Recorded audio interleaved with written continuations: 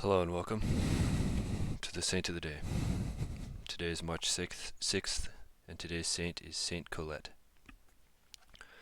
After a holy childhood, Colette joined a society of devout women called the Beguines, but not finding their state sufficiently austere, she entered the Third Order of Saint Francis and lived in a hut near her parish church of Corbie in Picardy. Here she had passed 4 years of extraordinary penance, when St. Francis, in a vision, bade her undertake the reform of her order, then much relaxed. Armed with due authority, she established her reform throughout a large part of Europe, and in spite of the most violent opposition founded 17 convents of the strict observance. By the same wonderful prudence she assisted in healing the great schism which then afflicted the Church. The fathers in council at Constance were in doubt how to deal with the 3 claimants to the tiara, John the 23rd, Benedict the 13th, and Gregory the 12th.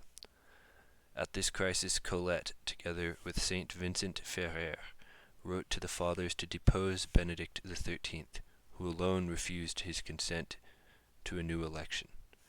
This was done, and Martin V was elected, to the great good of the Church. Colette equally assisted the Council of Basle by her advice and prayers, and when, later, God revealed to her the spirit of revolt that was rising, she warned the bishops and legates to retire from the council. Saint Colette never ceased to pray for the Church, while the devils, in turn, never ceased to assault her.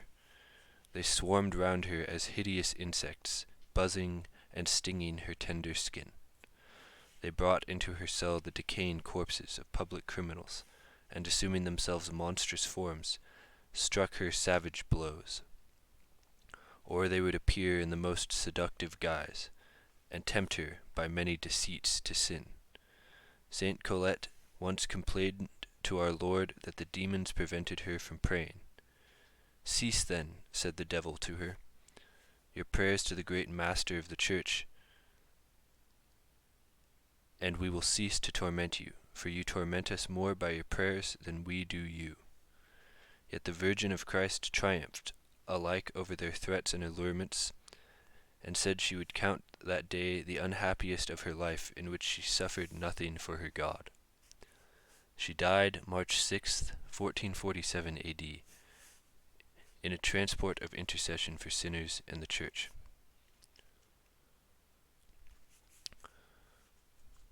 Reflection. One of the greatest tests of being a good Catholic is zeal for the Church and devotion to Christ's vicar.